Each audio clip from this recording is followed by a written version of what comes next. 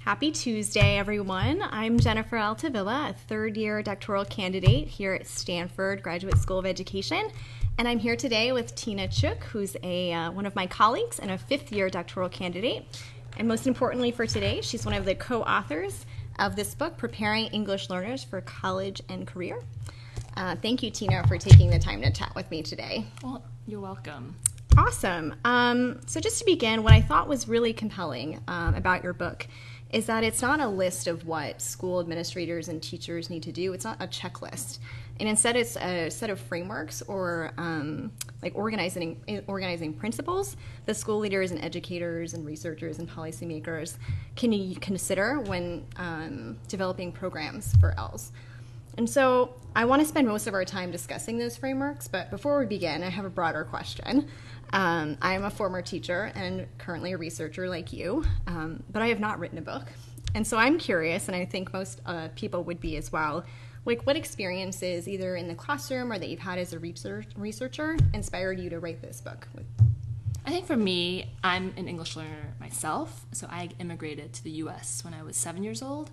And for me, I was lucky that I had amazing teachers and amazing schools that accepted who I was, really recognized that I was a dual language learner in Chinese and English, and I was successful within the public school system. And what I've noticed as a teacher of English language learners and as a researcher now is that not all students have those pathways.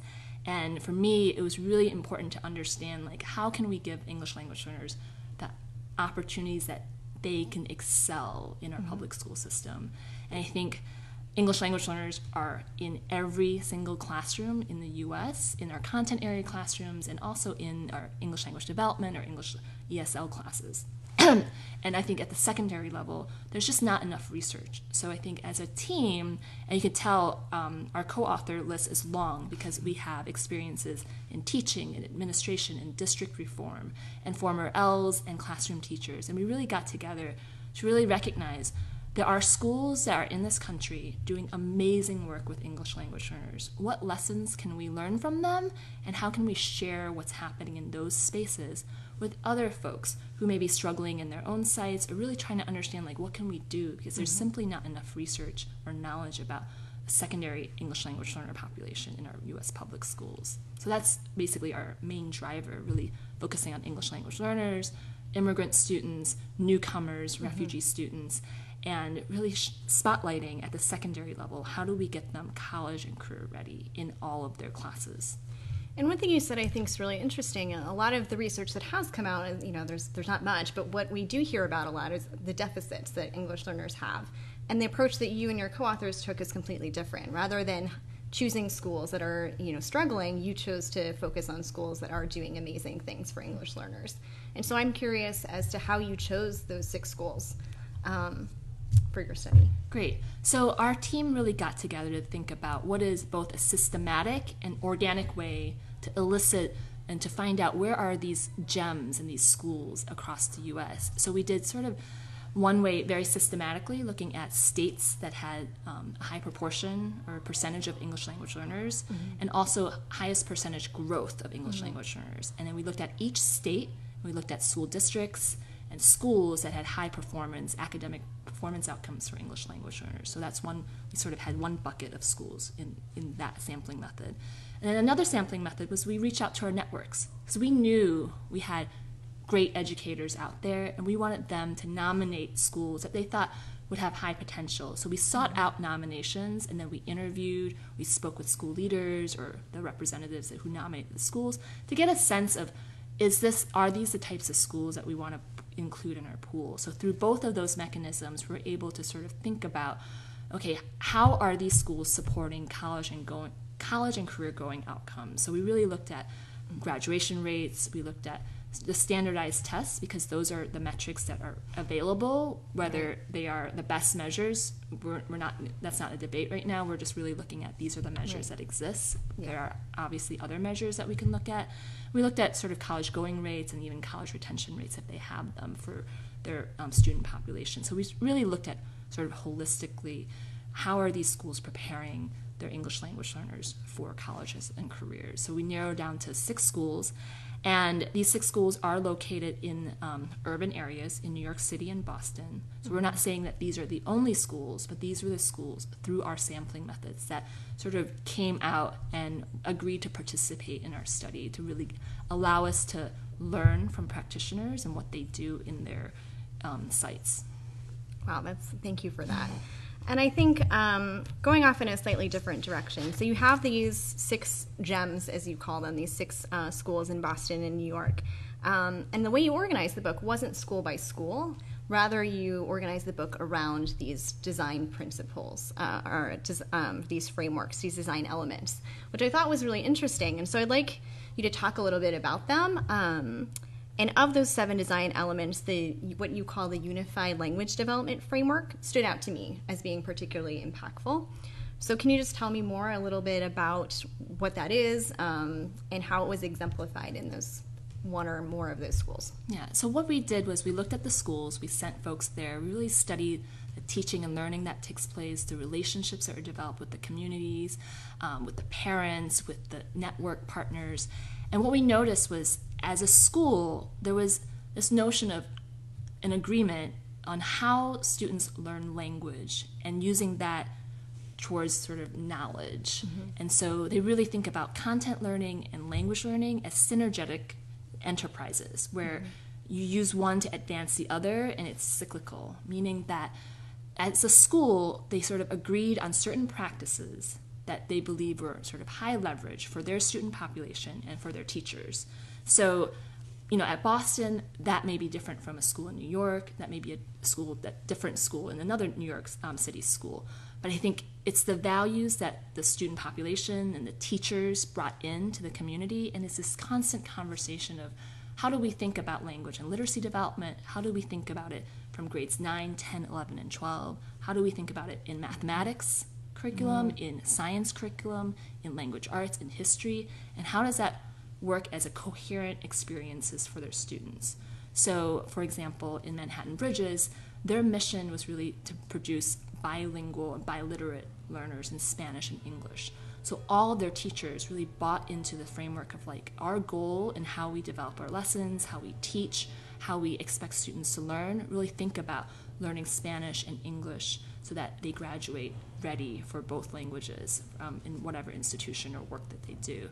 Whereas in Boston, they have a newcomers academy. So their focus is really on, students who have interrupted formal education, and they have educators who are trained in students' primary home language, whether it's from places in Africa or in Latin America, really thinking about the experience that students bring, taking advantage and building on their assets, and really teaching in culturally relevant ways that uplift and that moves the entire community so that they're college and career ready. So I think it's this notion of, it's not just you're doing this in science class and then we're doing it differently in ELA and we're doing it differently in history, but as a school community, what is the coherent experience about language learning and content disciplinary learning that as a school we bring to the table for these students? And it's not static, right? So it's driven by the mission, it's driven by the leadership, it's supported by staff and all of their learning experiences. And it's also driven by the students. It's their assets that they bring in. So when the student population shifts, they shift how they think about teaching and learning, but their main goal is still the same, mission-driven, vision-driven. So I think one lesson, if we were to say, what do I do if I'm in a different place that's not New York or Boston?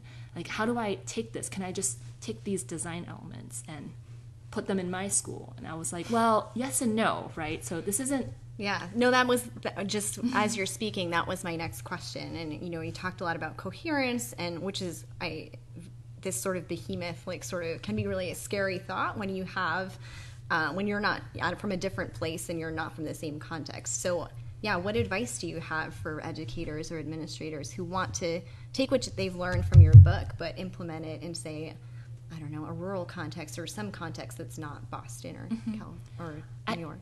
I think it's most important for the school community to come together to recognize what is the school's plan for supporting English language learners. It's not that it's the ESL or the ELD teacher's responsibility. It's every single person within the school creates learning opportunities for the students. And how are we doing it in ways that make sense for the learner?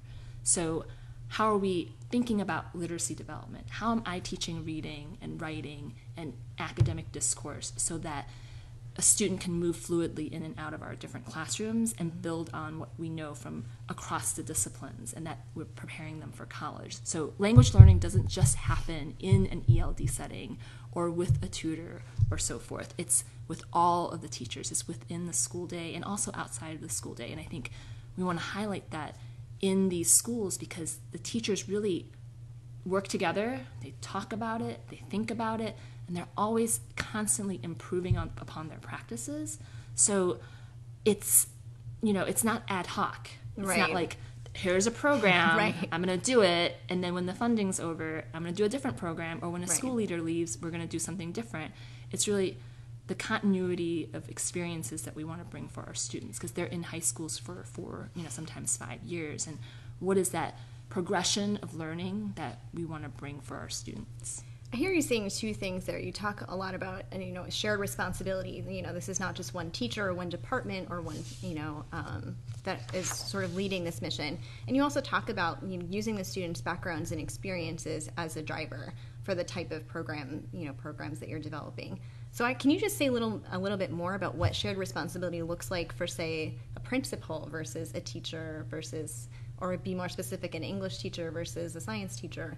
What does that mean to you? Well, I think what's most important I found in our research is really English language learners are across all of our classes, right? So students gain knowledge and learn through language. They have to be able to express themselves through interactions with others, through interactions with rich, complex texts that are relevant, that are engaging, and they have experiences to learn from each other in the classroom setting.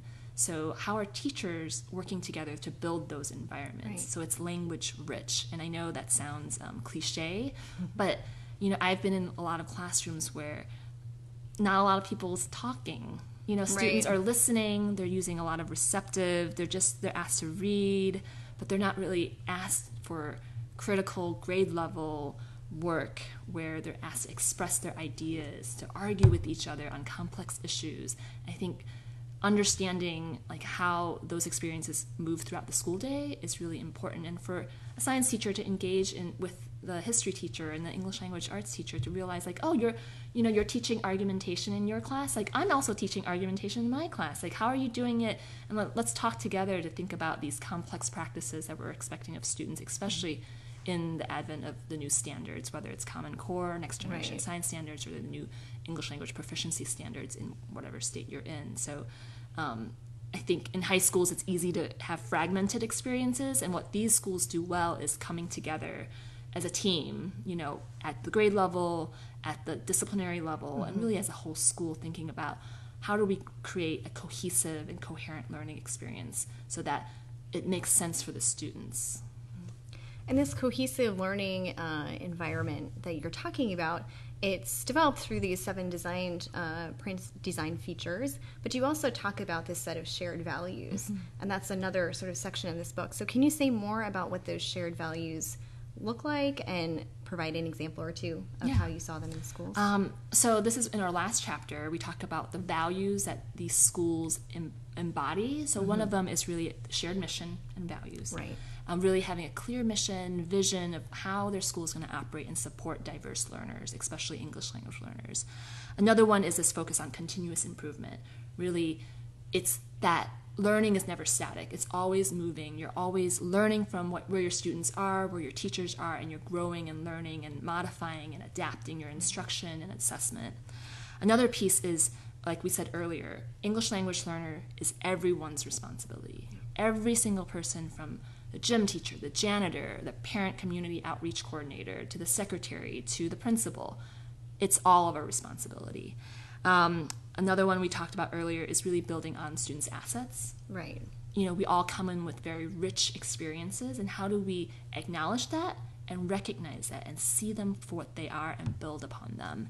And lastly, really related to that point, is building on students' strengths. What are they bringing in? You know, a lot of these students are bilingual or multilingual. How can we take advantage of that into a monolingual instruction or dual language instruction model? So I think all of those we saw inherent in all of our classrooms that we saw in these 6 schools.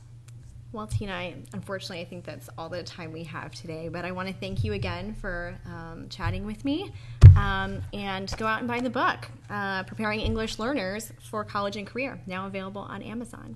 Have a great day, everyone. Thank you. Thanks.